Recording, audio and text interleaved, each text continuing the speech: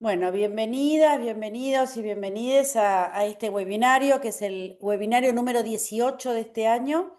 eh, pero son muchos más porque ya hace varios años que, desde el año pasado, creo, desde el anteaño pasado, después de nuestro congreso, que empezamos a hacer esta seguidilla de webinarios y los respetamos mucho y mucho más ahora en estos momentos que corren porque entendemos que son momentos difíciles y entonces por eso valoramos muchísimo estos espacios de conversación, estos espacios donde no nos gritamos, donde no nos agredimos, donde priorizamos estar juntos y juntas que estar de acuerdo, donde entendemos que las personas que no están de acuerdo con nosotros nos ayudan a pensar mejor, a pensar más, a pensar mejor, a pensar distinto, y entonces eso lo celebramos. Y entonces celebramos mucho estos espacios que nos ayudan a, a acompañarnos, a sentirnos menos solos y solas y también a espiar algunos temas que no siempre están tan a la mano y tan frecuentes. Entonces, los cuidamos mucho estos espacios y los defendemos mucho. Los webinarios surgen en el marco de la Asociación Argentina de Salud Pública, como esto, como espacios de reflexión, de comunicación, de compartir momentos, lugares y espacios. Para quienes no me conocen, mi nombre es Alejandra Sánchez Cabezas, yo soy la actual presidenta de la Asociación Argentina de Salud Pública. Para quienes no conocen a la Asociación de Salud Pública, porque quiero contarles que el 86% de las personas que se inscriben en estos webinarios no son socias de la asociación. La Asociación de Salud Pública es una sociedad científica que diría que es como todas, pero no es como todas, porque hacemos salud pública y eso nos hace muy distintas, nos hace pensar otras cuestiones, pensar otras cosas, tener los pies en la tierra y extender las manos, porque entendemos que es la única manera de construir salud, y porque entendemos que además estamos siempre a la merced de fuerzas e intereses que nos atraviesan, y eso es lo político, y entonces defendemos lo político de la salud pública, que no necesariamente es política partidaria, pero sí es comportarnos como personas adultas que sabemos que toda sociedad está atravesada por fuerzas. En este campo invitamos a quienes quieran a sumarse a la Asociación de Salud Pública. Es un espacio construido entre muchas personas que creemos en el bien común y que dedicamos parte de nuestro tiempo a gratificarnos así, en el colectivo. Hay más de 20 consejos de distintas temáticas, donde personas que quieren liderar una temática, ahí están con su bandera, y hay desde consejos que defienden el modelo social de la discapacidad, pasando por enfermería, bioética, interculturalidad, administración en salud, bueno, de lo que quieran. Cada quien eligió un tema que le gustó. Y en general estos webinarios surgen así, de conversaciones o de personas que digan, me gusta compartir esto, o Alejandra, sería bueno que tal o cual persona cuente esto que está haciendo, que acaba de hacer un trabajo muy interesante. Y este webinario surgió de un amigo en común, querido Sergio Maulen, que es quien preside el Consejo de Diversidad, que a su vez es amigo de Marcelo, y así surgió, y nos conversando, y después se sumó Analía, así que, bueno, va a ser un lindo espacio. Les presento a quienes van a estar hoy disertando. Analía Ocampo es licenciada en enfermería de la Universidad Nacional de... Me mataste, Analía, ¿la R es de Río Negro o de...? Está silenciada. Rosario. De Rosario, mirá, mirá. De Rosario, bueno, tenemos mucha gente querida en Rosario, es especialista en economía y gestión de los servicios de salud, es magíster en bioética y es miembro del Comité Institucional de Bioética de... ¿Dónde? Del Hospital Municipal Leónidas Lucero de Bahía Blanca. Ah, claro, porque me parecía que eras de Bahía Blanca. Sí. Bien. Y Marcelo Barrionuevo Chevel es doctor en filosofía y es especialista en bioética y es profesor de bioética en la Universidad de Santiago del Estero. Bueno, yo la voy a pasar bomba, así que estoy dispuesta a escucharles y muchísimas gracias por sumarse en este espacio. Muchas gracias. Bueno, un gusto, Alejandro, un gusto a los que están asistiendo a este encuentro. Con Analía hemos tomado la propuesta que nos hiciste de trabajar en conjunto y plantearnos algunos de los temas del campo en el que los dos nos movemos, la bioética, ¿no? Eh, Cuando buscábamos temática posible para abordar en este webinario, de algún modo, no me acuerdo muy bien cómo, Alejandra, pero con Analía se nos ocurrió que podríamos preguntarnos directamente por esto, ¿no? Bioética, ¿para qué? Entonces, ¿para qué en el campo de la vida cotidiana del profesional de la salud? Entonces, se nos ocurrió proponerles la pregunta, proponérsela como de alguna manera uno entiende que propone la bioética hacer estas preguntas, es decir, abriendo una especie de pausa en nuestra vida cotidiana, abriendo conjunto, junto con esa pausa, generando un espacio para hacer lo que solemos llamar sencillamente reflexiones, ¿no? Reflexiones y reflexiones sobre la práctica de uno mismo y su contexto, ¿no? Entonces, una de las ideas que teníamos era, con Analía, era, Analía, si querés pasarla ahí a la diapositiva, pensábamos precisamente en ¿qué podemos decir ante todo de la bioética antes de entrar un poquito más en juego, ¿no? Nos gustaría en todo caso que no sea solamente una exposición de parte nuestra. De hecho, tenemos contemplado un momento más interactivo, podríamos decir así. Entonces, lo primero es, decíamos, es pensar la bioética como una suerte de instancia de pausa, ¿no? Si ustedes quieren, nada más allá de eso, ¿no? Donde surjan preguntas del tipo de estas, preguntas referidas a cómo quiero yo que sean mis prácticas, a quién responden o a qué responden mis prácticas. Eh, Preguntarme también por cómo mantengo mis vínculos con el paciente y con la familia del paciente. Y ante todo, o junto con todo esto, porque dicho así parece muy sencillo, pero evidentemente estas preguntas crean más preguntas, hay un, hay un tercer grupo de preguntas, por decir así, que tiene que ver con el contexto en el que se inscriben las prácticas de salud. Entonces, es inevitable que la bioética, cuando haga esta pausa, se interrogue por el sistema de salud y nos pida interrogarnos por ese sistema de salud que hospeda nuestra praxis y que la hospeda bajo un cierto formato, y ese cierto formato no es otro que el de las políticas en salud, ¿no? Entonces, eh, eso yo diría en primer lugar, ¿no? Pensemos la bioética, esta que tenemos entre manos, como una instancia de formulación de preguntas en estas tres direcciones. Generalmente, y probablemente esta sea también la manera eh, más familiar para nosotros de pensar la bioética, es como un ámbito que nos orienta a propósito de los dilemas éticos que se plantean en la práctica sanitaria, ¿no? Y en ese sentido, creo que lo que hace es, en primer lugar, esto es un punto de vista personal, es inscribir ese conflicto ético dentro de lo que llamamos un determinado horizonte de sentido, ¿no?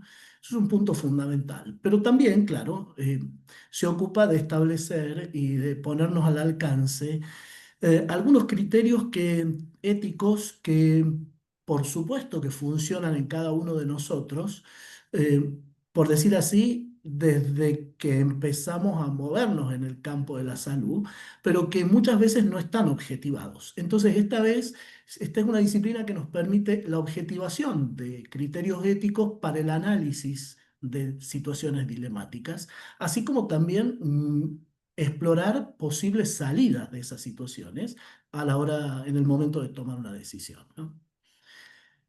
Y creo que en tercer lugar hay otra dimensión de la bioética que nos resulta familiar y que está ligada a una institución, ¿no? A un organismo del que todos tenemos noticias.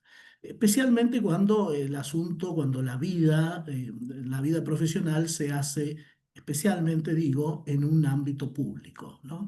Los comités de ética hospitalaria o de hospitalarios es un espacio decisivo. Analía participa de hecho de uno y probablemente hacia el final pueda comentar con un poco más de detalle esta vinculación entre la bioética y los comités.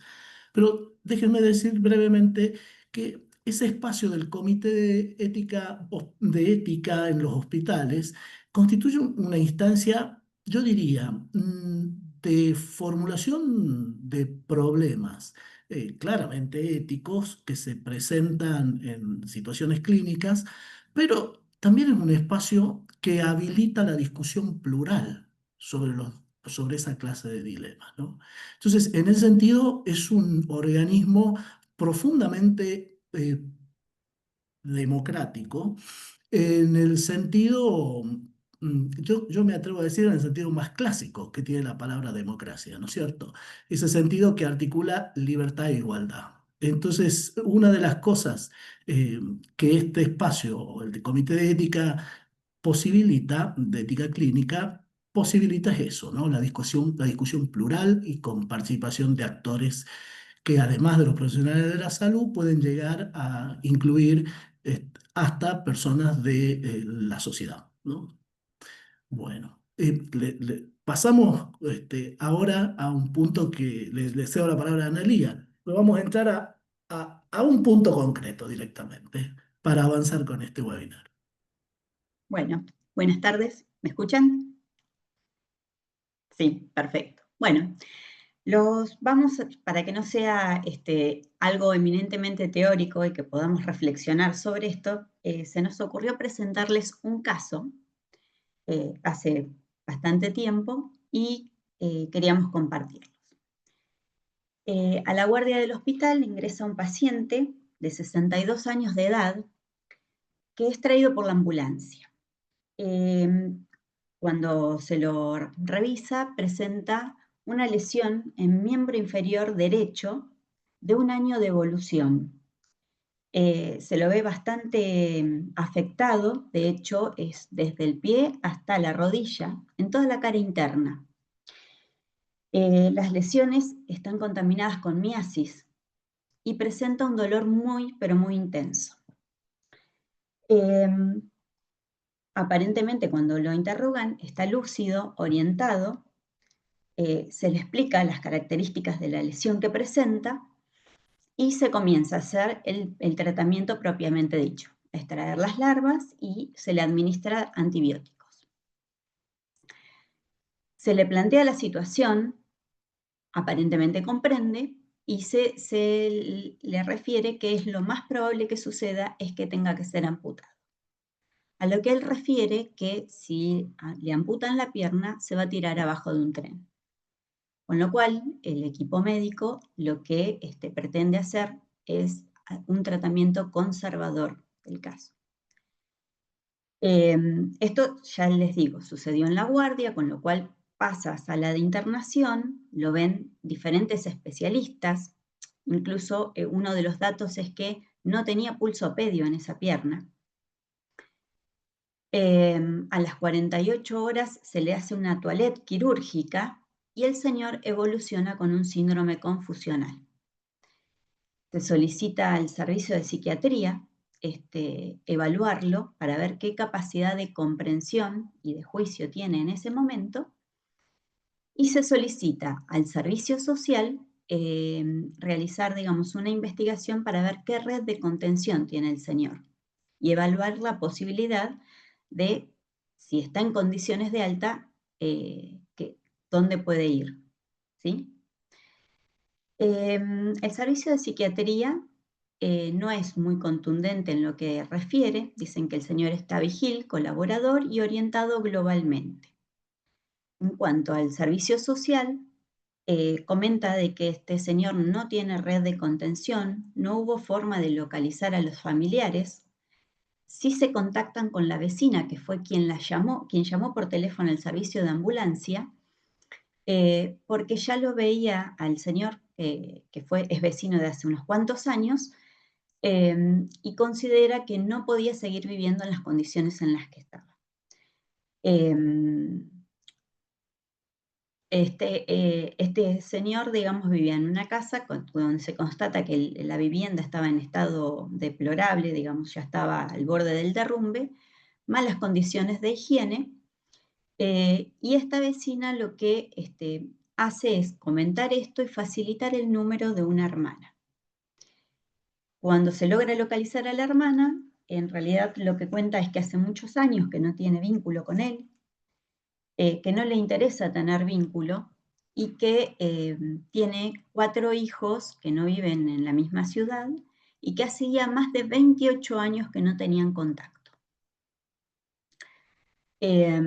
Así que bueno, siguió estando el señor justamente con este tratamiento, vuelve a ingresar en reiteradas oportunidades a quirófano para ver si logran salvar la pierna, y actualmente el señor está vigil, no lúcido, desorientado, con mala evolución clínica, presentando tejido necrótico y exposición ósea.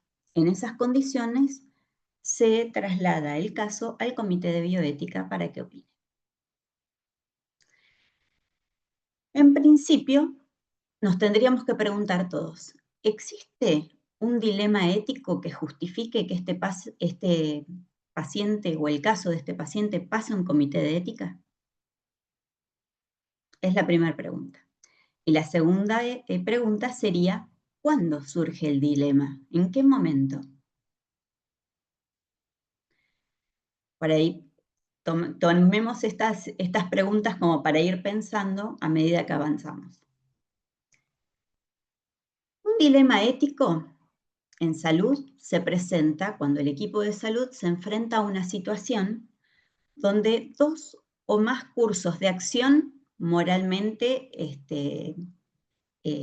aceptados se tornan conflictivos y hay que elegir entre uno de los dos, y el elegir a uno implica renunciar al otro. Normalmente estos dilemas o conflictos surgen cuando se enfrentan autonomía, beneficencia, no maleficencia y justicia. Pueden ser uno, o sea, 2 o más de 2 que se enfrenten. En este caso, estaríamos entre la autonomía, si se debe respetar la autonomía del paciente que rechaza un tratamiento que beneficia su condición de salud, o si debe primar el criterio del equipo de salud que responde a un beneficio del paciente.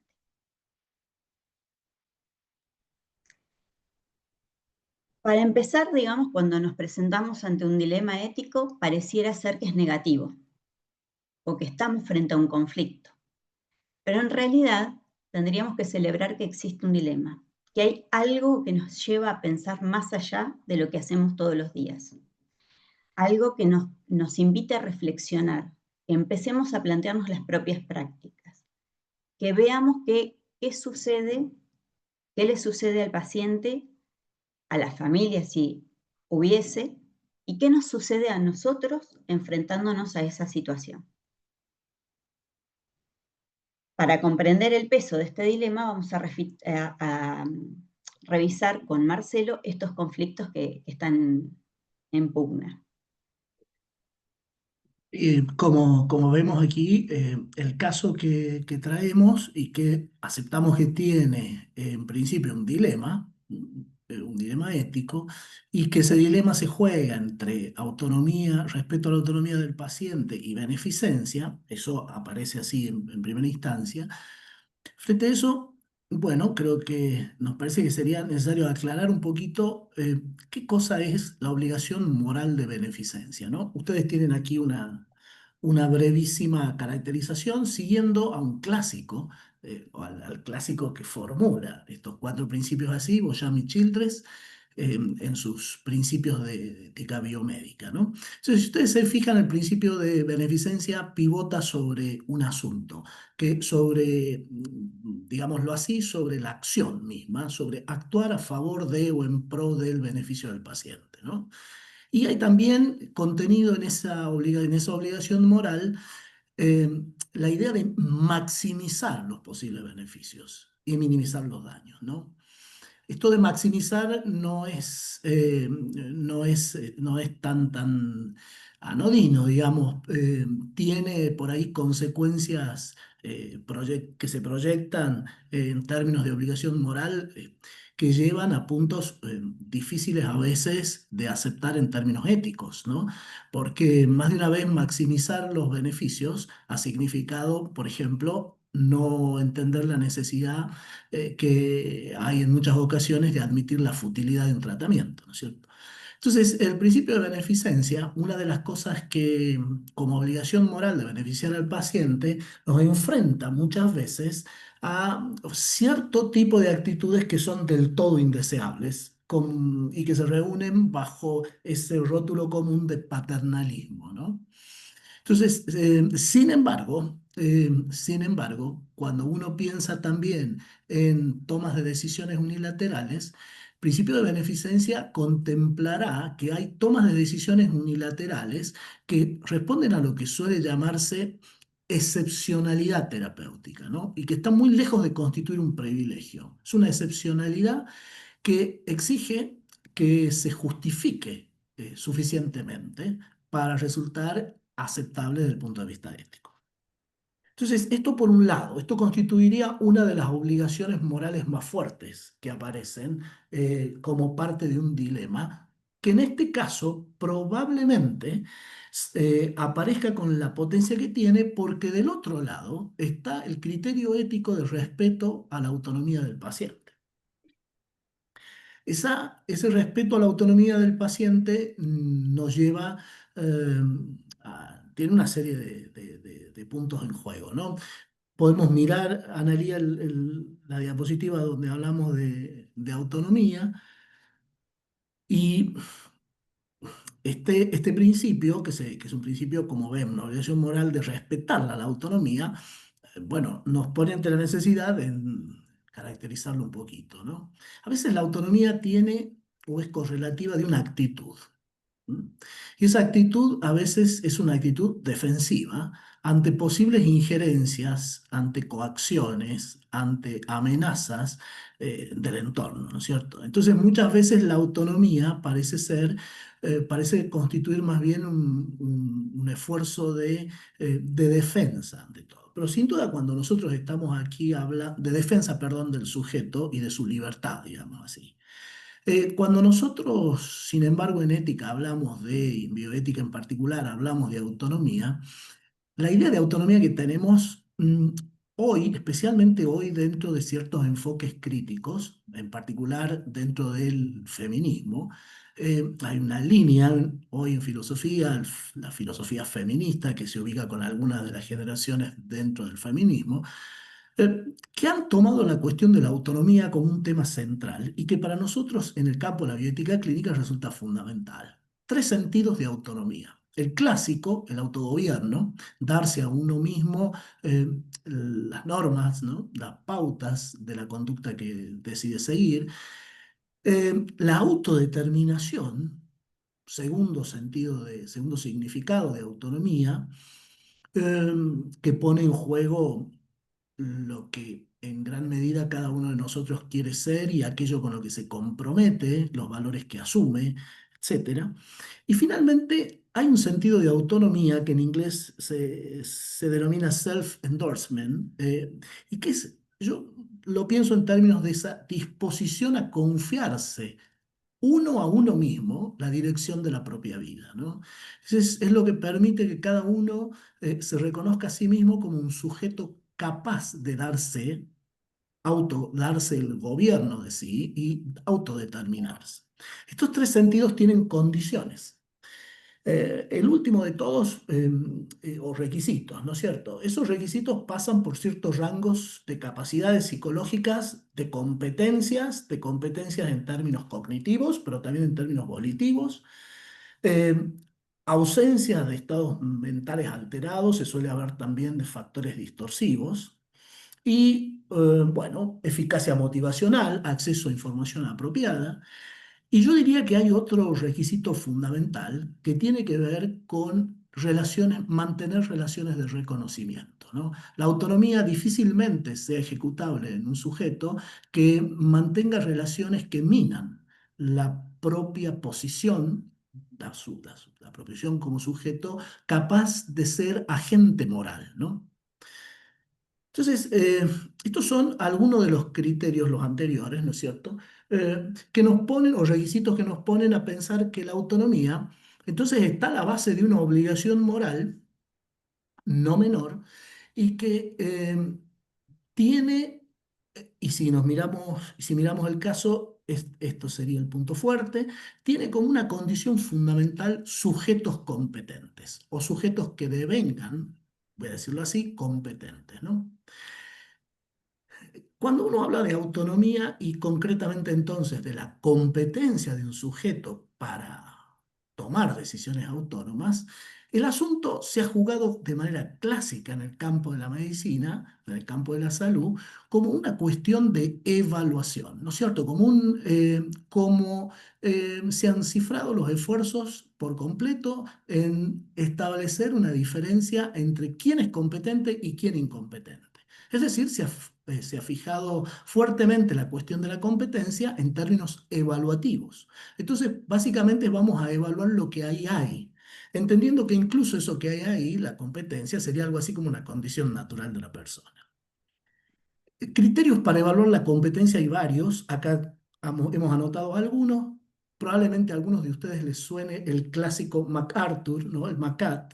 Ese criterio de evaluación que está centrado en la comprensión de la información, en la comprensión del tratamiento que se propone, en el razonamiento respecto de riesgos y beneficios, en la comprensión de la naturaleza de la situación, de las consecuencias que trae la decisión que se tome y en la expresión que alguien puede hacer de la elección, ¿no?, que decide tomar.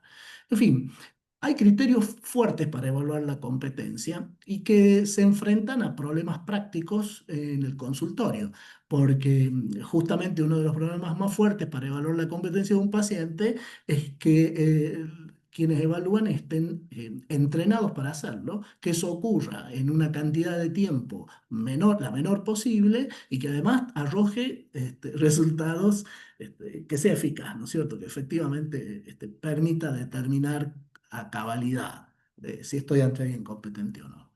Un asunto no menor, ¿no? Pero hay algo sobre lo que se suele enfatizar poco, y es que la competencia es ante todo una disposición moral de los individuos, montado sobre una capacidad psicológica. Y como disposición es algo que se adquiere a la manera de las virtudes éticas, digamos, ¿no? Y es algo que se adquiere en la medida en que se las ejecuta.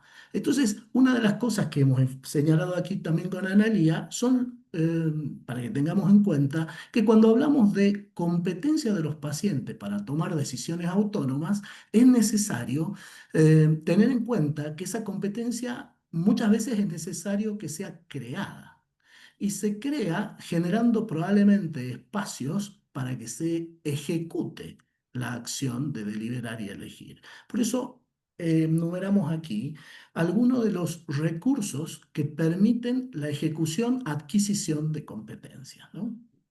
Bueno, en fin, esto más o menos un pequeño panorama que nos va poniendo, nos iría dando algunos elementos para mirar el dilema ético del caso clínico que les hemos traído. Y bueno, y avanzar hacia esa pregunta que hemos hecho al inicio, ¿no? ¿Bioética para qué? Pero bueno, teníamos un caso clínico, Analía lo contó y hay un pero. Y ese pero lo va a desarrollar Analía. Bueno, el pero es que si uno lo ve llanamente, no debería haber conflicto. Pero bueno, no todo es tan blanco ni tan negro. Entonces, hubo una serie de hechos. Primero es que cuando el paciente ingresa, eh, al estar con tanto dolor, se inició el tratamiento con morfina.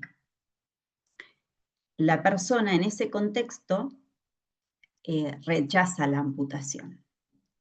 El equipo de salud duda sobre la comprensión de la persona sobre su situación real. De hecho, no olvidemos que era un señor que estaba solo, que quien da aviso de esta situación es la vecina, que además tenía algunos antecedentes, como que el alcoholismo, y que cuando se intenta establecer la comprensión de lo sucedido, de la información que le han transmitido y ver si él puede brindar ese consentimiento, el equipo de salud mental no da una respuesta categórica. El paciente a las 48 horas entra en estado confusional, con lo cual tampoco existió mucho tiempo ni proceso de la situación. El equipo de salud siempre espera que este paciente recupere la lucidez, lo cual no sucedió. Se le dio intervención a la asesoría de incapaces, dado de que no existía ningún familiar ni nadie que pueda velar por sus intereses. Pasó el tiempo y este señor empezó a correr riesgo de vida, digamos, o de muerte. Se procede a la amputación por justa causa y a los 5 días de que le realizan la amputación, el paciente fallece. Bueno, entonces tenemos que repensar la situación. En general, cuando se hace el pase o se presenta el caso al comité de ética, se hace un informe y un resumen de historia clínica. Ese resumen de historia clínica lo presenta alguien, quiere decir que cuando se presenta un caso o sucede algo, a alguien le resuena de que esto puede tener algún conflicto ético o algún dilema ético, se hace discusión al interior del equipo y se decide presentar el caso. ¿El comité qué hace? Inicia una instancia de investigación, porque a veces el resumen, así como está, no alcanza. Y además es cierto que cuando uno pone algunas cuestiones en el resumen, elige qué poner. A partir de eso se hace una cronología de los hechos y se hacen entrevistas con el equipo de salud, con las distintas personas que intervienen en ese caso, porque a veces no nos olvidemos que un único caso tal vez sea visto por 4 o 5 especialidades distintas. Esa es la instancia en la que se genera la discusión, la deliberación. Como dijo Marcelo hace unos momentos, más allá de los integrantes del comité de ética, que la idea es que sea multidisciplinario, e incluso que intervenga alguien que sea de la comunidad para comprender la situación. Y a partir de allí, la idea es poder llegar a un consenso. Entonces, volvemos a la pregunta. ¿Cuándo surge el dilema ético en este momento? ¿En qué momento sucedió? ¿A quién se le presentó el dilema ético? Porque la realidad es que a alguien le tiene que resonar alguna situación como para que haya una movilización y una presentación hacia un comité. ¿Y qué pasa si ante esta situación no intervenimos? ¿Está bien? ¿Está justificado no intervenir? ¿Está bien eh, eh, el no intervenir? ¿Es un deber no dejar morir a alguien? ¿Qué pasa con el paciente y qué pasa con su vida? Marcelo. Bueno, estas preguntas son las preguntas que de alguna manera los invitamos a ustedes que se las hagan ahora. Eh, Pensábamos nosotros sobre el piso de la decisión que se tomó, que el equipo de salud tomó, que habría que revisarla esa decisión, ¿no? Y tal vez la primera pregunta es, ¿qué hizo que se disparara la idea de que ahí había un dilema, ¿no? Analía lo dijo, ¿no? Es decir, ¿en qué momento a ese equipo de salud le adviene la sospecha de que estamos ante una situación éticamente complicada? Bueno, en principio uno podría anticipar y decir que a ese equipo de salud la duda respecto o la sospecha de un conflicto ético instalado en la decisión que tomaron, aparece cuando alguno de ellos sospecha que el paciente es competente y que la expresión inicial, recuerdan ustedes, de que si me amputan, si me cortan la pierna, me tiro al tren, habría sido una manifestación clara de voluntad de rechazar el tratamiento, un explícito rechazo de tratamiento. Sin embargo, cuando se suman datos, sobre todo cuando los datos que se suman, eso que vimos en la diapositiva anterior como hechos, son los que, como decía Analía, surgen cuando el comité de ética investiga. Y entonces, por ejemplo, aparecen con más precisión algunos aspectos no menores de la situación clínica, como por ejemplo que ese paciente estaba ya recibiendo morfina para aliviar los dolores que tenía. Entonces, de todas maneras, en este equipo surgió la pregunta, eh, surgió la inquietud ética, porque sospechamos nosotros, intuyeron en algún punto supusieron que el paciente que tenían delante era competente. Como ven, finalmente no se pudo establecer si era competente o no por vía de salud mental. Y como recordarán, apelando al principio de beneficencia, de la justa causa, deciden amputar. Pero claro, presentadas así las cosas, habría que hacerse ahora unas preguntas, quizá, habría que interrogarse uno sobre la decisión que toman de amputar. ¿Por qué toman esta decisión? ¿Con miras a qué la toman? Con Analía en algún momento pensábamos, eh, si uno evaluara la situación del paciente así como nos aparece después de la descripción más detallada que ofreció la investigación del caso, bueno, estaríamos ante alguien que leyendo el conjunto de su vida, eh, amputándoselo, amputándosele la pierna o no, las posibilidades de sobrevivir eran limitadas, por no decir ninguna. Entonces, ¿por qué intervenir? ¿Qué ocurre si no si como profesional de la salud no intervengo? ¿Se justificaría no intervenir? Entonces, estas preguntas, de alguna manera, son las preguntas que yo creo que la bioética invita a que nos hagamos. Y que nosotros ahora, y si ustedes desean, les propongo que abramos la conversación a partir de esto. Y que cada uno, el que desee, comente un poco respecto a lo que escuchó, cómo asumiría este caso. Incluso de partida, este caso. Perdón, Marcelo, se te silenció el micrófono. Perdón. No, y decía que también los invitamos a que formulen quizás preguntas que nosotros mismos aquí no introdujimos, así que estaría bueno escucharlos.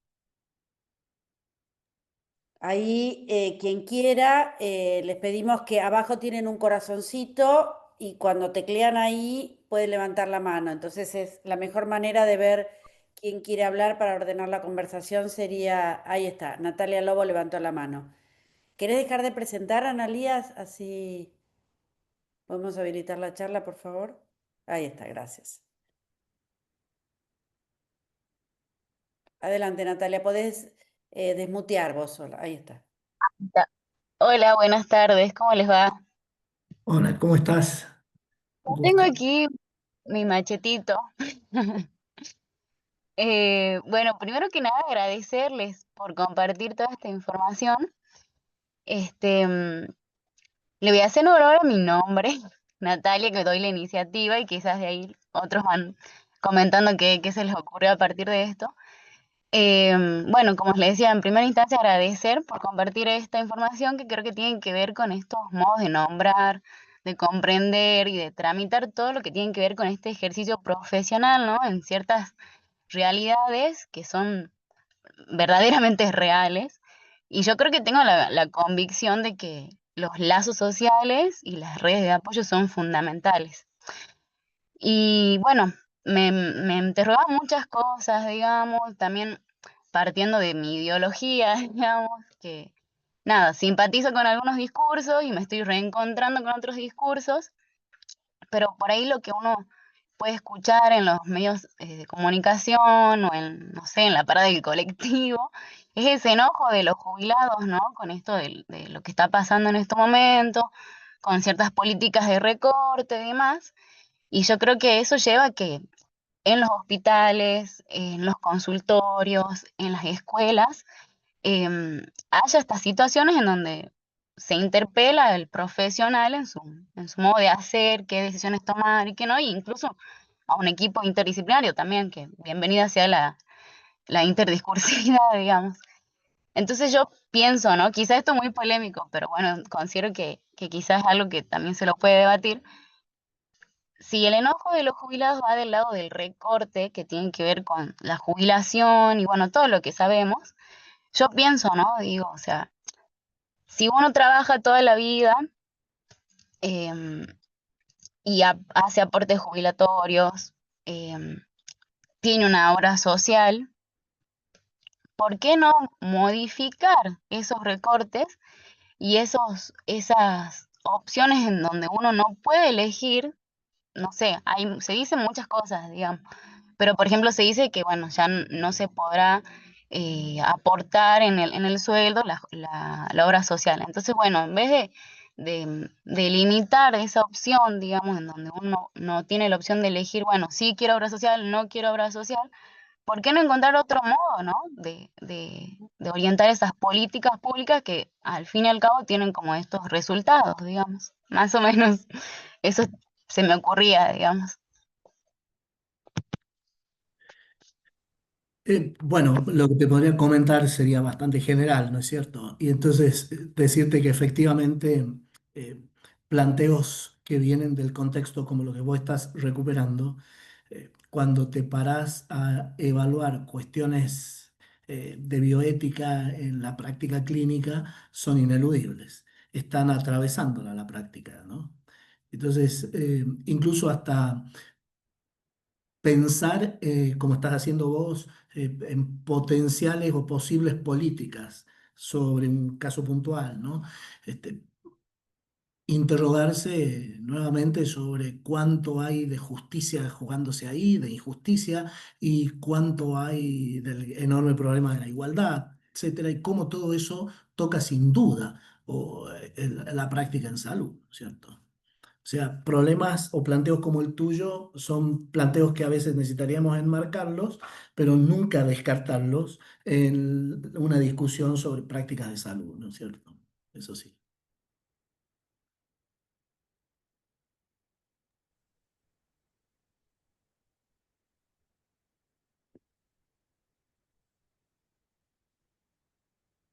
Claudia Vilaví. Claudia Vilap, sí, sí, Gracias. Claudia, ¿qué tal? ¿Cómo les va? Yo creo que esta tensión que se da, yo trabajo en un hospital de niños, o sea que se da también estas situaciones donde generalmente prima más este derecho de beneficencia más que sobre la autonomía, o sea, creo que ahí no se convierte en un dilema, o sea, no se pone en discusión, es como que sí o sí hay que salvar la vida del niño o la niña, más allá de que a veces los niños opinan, sobre todo hemos tenido casos de niños con problemas oncológicos donde han querido hasta decidir irse a morir a su propia casa con sus hermanos porque son niños que están por fuera de sus lugares y sin embargo no se ha respetado eso, ¿sí? Generalmente está este afán siempre de salvar las vidas, ¿sí? Más allá de cómo queden esas vidas, ¿no? Em, o a dónde llegan esas vidas. Me parece que está bueno esto de repensar las prácticas porque nos pone en cuestión a nosotros mismos, o sea, qué es lo que estamos haciendo o cómo lo estamos haciendo. Y si nos podemos permitir el derecho a discutir sobre esto, porque a veces también no están los espacios de discusión, ¿sí? Si bien existen los comités de bioética, yo no pertenezco a un comité de bioética, pero bueno, he estado interviniendo en casos que hemos presentado a los comités de bioética, a veces no se permiten estas discusiones o no se permiten dudar de esto, ¿sí? Entonces me parece importante, digamos, este espacio de repensar prácticas donde se ponen en cuestión las propias prácticas, los propios pensamientos u opiniones que tenemos con respecto a estos dilemas, ¿no?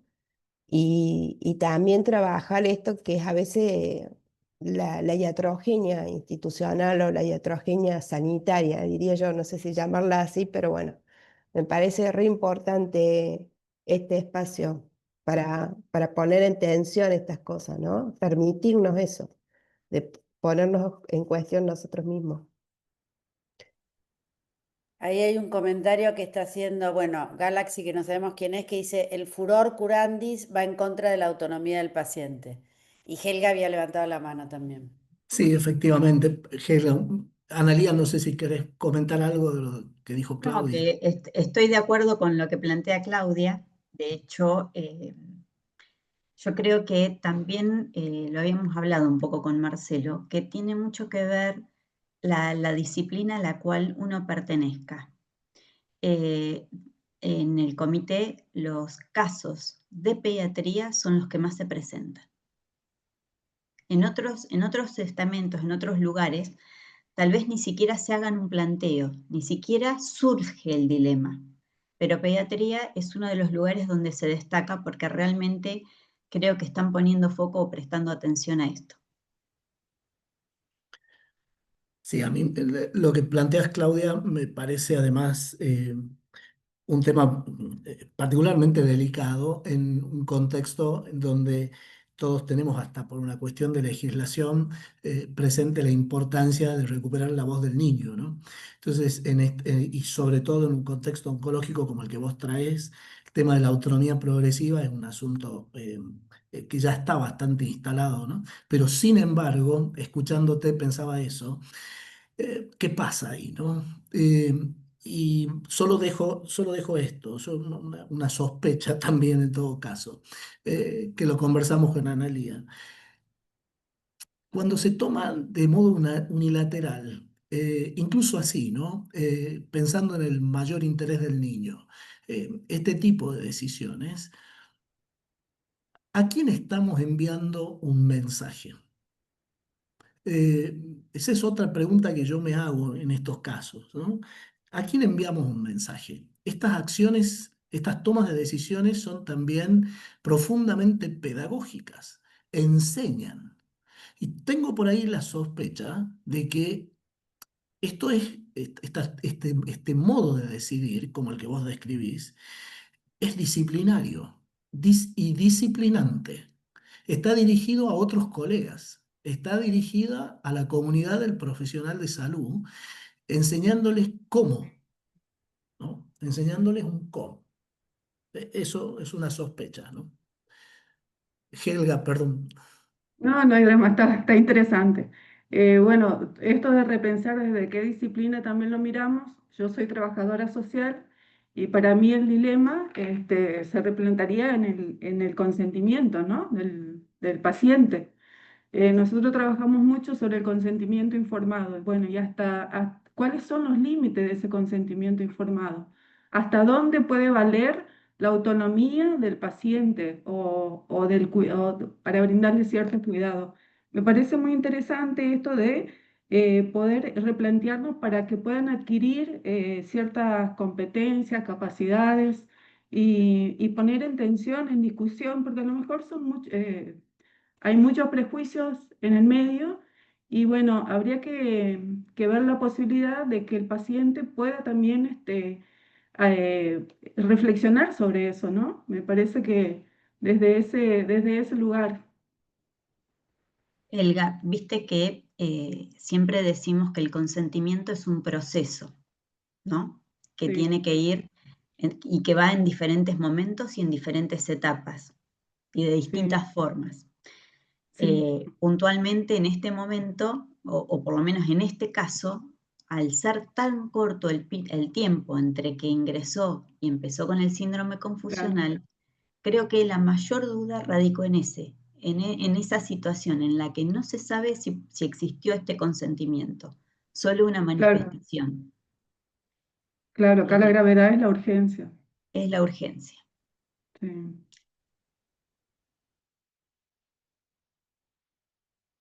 ¿Alguien había hecho comentarios en...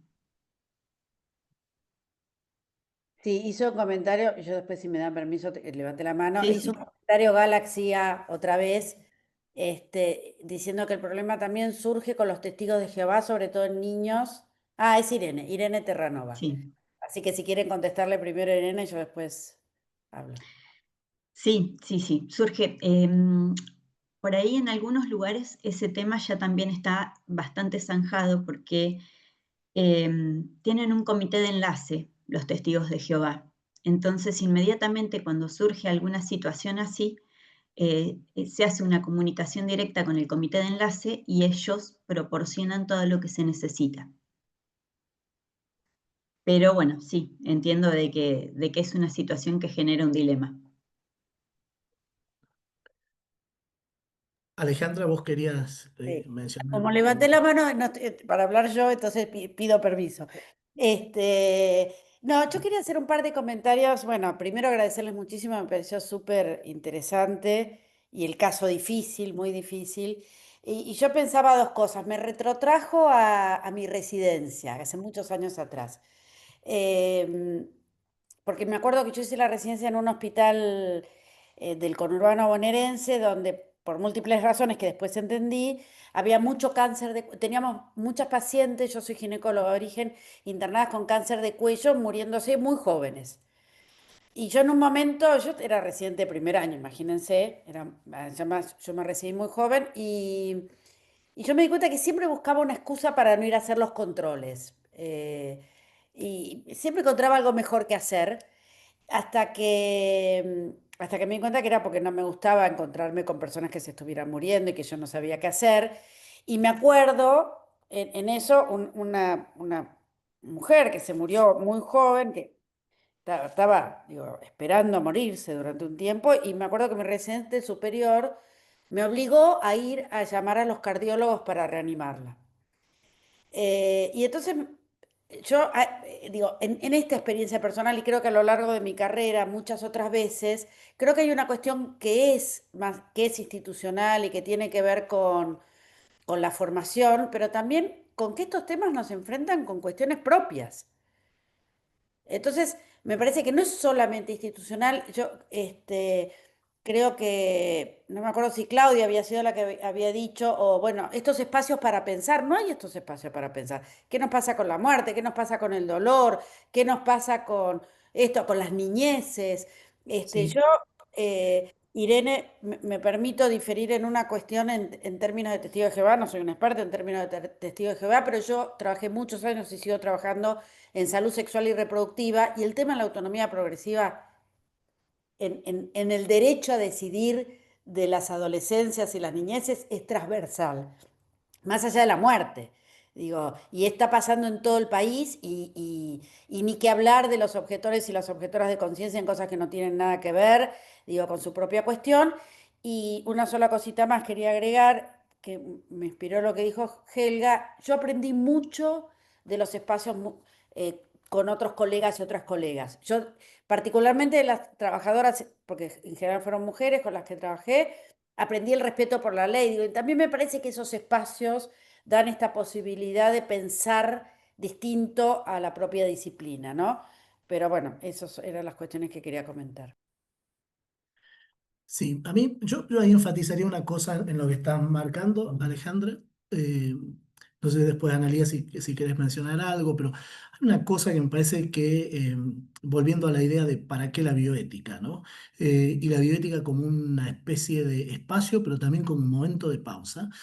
Eh, es cierto, el contexto, ofrecer un contexto de vínculos permite, y mejor aún si el vínculo está armado con gente de disciplinas y con miradas y perspectivas distintas, pero hay un momento que es un momento, por decirlo de alguna manera rápida, de introspección, donde se juega un poco también la cosa subjetiva de quién quiero ser como tal o cual profesional de la salud, ¿no? Como médico, como enfermero, como kinesiólogo. Hay un momento en donde esto se junta claramente con la moral personal, ¿no? Entonces, y con la decisión de construir un etos personal. Y claro que no es ajeno en absoluto al juego de relaciones en las que uno está, pero no se puede evitar desarrollar esa dimensión de una personalidad moral, ¿no? Y yo creo que esa es una de las cosas que esta clase de escenas conflictivas con la que opera la bioética a uno también lo lanzan a pensar, ¿no? Es, no puedo sustraerme subjetivamente de una posición personal, ¿no? En materia moral. Y a veces eso no lo decimos tanto, ¿no? No decimos tanto que lo que se está jugando es la formación del carácter moral de las personas, ¿no? De uno mismo en estas prácticas, ¿no? Sí, yo quería agregar a lo que dice Marcelo, que estoy completamente de acuerdo, es que justamente estos espacios está conformado con gente que piensa completamente distinto y de el intercambiar las ideas, digamos, de distintas personas, de distintas disciplinas, es lo que nos ayuda por ahí a ver qué es o cuál sería la mejor opción, que a veces no es la que pienso, sino es la que terminamos construyendo, ¿sí? Por eso me parece que es fundamental por ahí, primero, que exista dilema, que surja en alguien del equipo de salud, que surja ese dilema, que lo podamos ver. Y en esto que lo podamos ver, que también entendamos qué es lo que nos pasa a cada uno con eso y qué hacemos con eso. Y después dejarlo a este espacio de discusión donde nos escuchemos, donde nos respetemos y que viendo qué es lo que piensa el otro sobre eso, puedo sacar algo mejor o puedo pensar en algo mejor. Nos quedan 2 minutitos porque a las 18 justo tenemos que cerrar. No sé cómo quieren. Me gustaría que cierren de alguna manera Marcelo y Analía. Bueno, perdón, Analia, tomé la palabra, Sí, pero sí, adelante. en principio, eh, volver a la pregunta, ¿no? Yo creo que ya esto de bioética, ¿para qué? Comenzar a tratar de responderla es de alguna manera meterse uno en el curso de pensar. Y quizás la propuesta que podemos acercarle a la Asociación de Salud Pública sea esa, ¿no? Eh, estimular instancias de reflexión, instancias de discusión, ¿no? Instancias de polémica también. Analía. Bueno, sí, yo los invitaría también a reflexionar y bueno, cualquier cosa que necesiten, estamos a disposición. Si quieren dejar por ahí también los mails. Y me parece que es muy interesante replantearse, ¿sí? Repensar todo el tiempo las prácticas y lo que hacemos. Bueno, yo quiero agradecerles muchísimo a Marcelo y a Analía por ayudarnos a pensar. Creo que pensar no es menor, es construirnos también, es construir comunidad y también es pensar nos ayuda a saber qué pensamos y a ser un poco más coherentes con eso que digo, que estar con otras personas que a veces no sabemos qué pensamos. Yo les quiero agradecer un montón y sobre todo en estos momentos, porque además yo creo que pensar es una de las prácticas más saludables sobre todo pensar en colectivo y escuchar a otras personas, así que quiero agradecerles muchísimo a Marcelo y a Analía, además por el esfuerzo, por la dedicación, porque le pusieron cabeza y le pusieron corazón y eso se notó, y a todas y todos que están aquí, porque realmente se notó su presencia, se notó su compromiso, algunas personas más calladas, otras menos, pero estas cosas aún así se notan, bueno, y están agradeciendo. Bueno, muchas gracias a todos y todas. Nos vemos pronto y seguiremos pensando juntos y juntas. Un abrazo grande y muchas gracias. Un abrazo.